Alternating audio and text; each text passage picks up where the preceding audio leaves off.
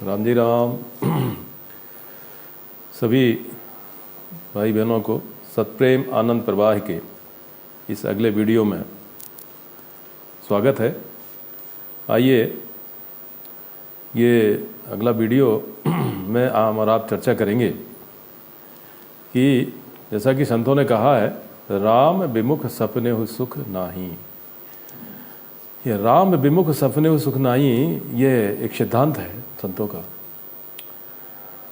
फरमा रहे हैं कि जब तक व्यक्ति राम के सन्मुख नहीं होता है तब तक उसे स्वप्न में भी सुख नहीं हो सकता है, यानी कि कभी भी वो सुखी हो नहीं सकता है। राम के सन्मुख और राम के विमुख होना दो चीज़ें हैं।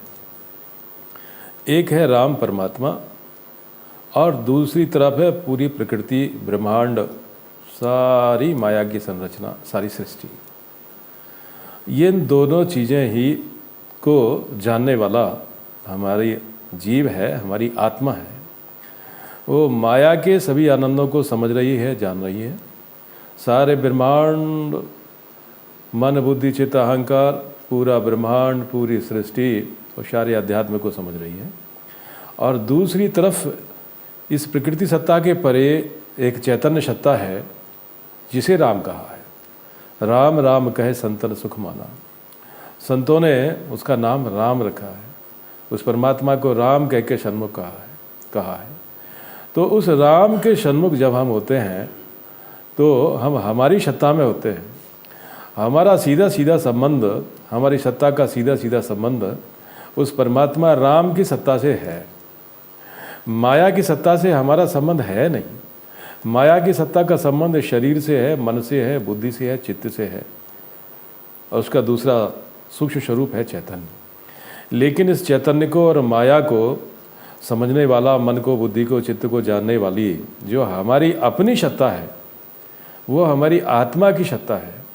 और उस आत्मा की सत्ता में स्थित होकर के इसके परे जो परमात्मा की सत्ता है, जिसकी सत्ता से ये शरीर और सारी चीज़ें, मन बुद्धि चित्त और हमारा अहंकार भी जो प्रकाशित हो रहा है, चैतन्य हो रहा है, चैतन्य है, उसको परमात्मा की सत्ता कहते हैं।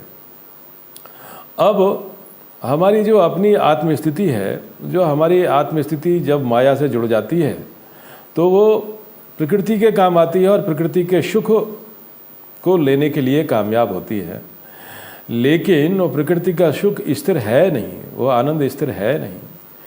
वो इंद्रियों का सुख है, वो मन का सुख है, और इसलिए वो अस्थिर होने के कारण वो समाप्त हो जाता है।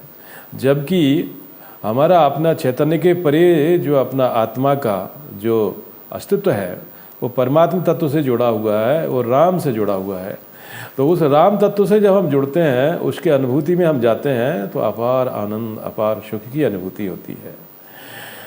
तो इसी के लिए कहा गया है कि राम विमुख, यानी कि अपनी निजी की सत्ता के विमुख होकर, जब हम अपनी निजी की जो सत्ता है, हमारी अपनी सत्ता है, हमारी आत्मा की सत्ता है, वो परमात्मा की सत्ता है, उससे जब विमुख होकर के जब हम मन की सत्ता के साथ जुड़ जाते हैं तो हम दुखी हो जाते हैं। तो इस प्रकार से समझ लें कि शरीर में दो प्रकार की सत्ता कार्य कर रही है।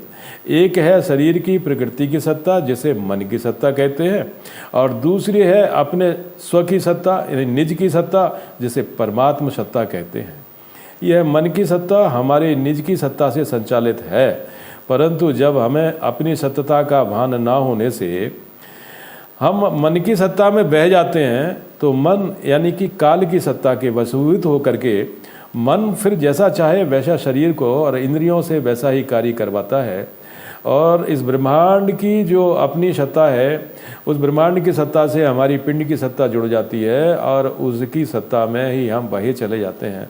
हमें होश ही नहीं रहता है। इसी के लिए संतों ने कहा है कि होशपूर्ण जीवन जियो। होशपूर्ण जीवन जीने का मतलब है हम अपनी सत्ता की अनुभूति में रहें। हमारी अपनी सत्ता ही परमात्मा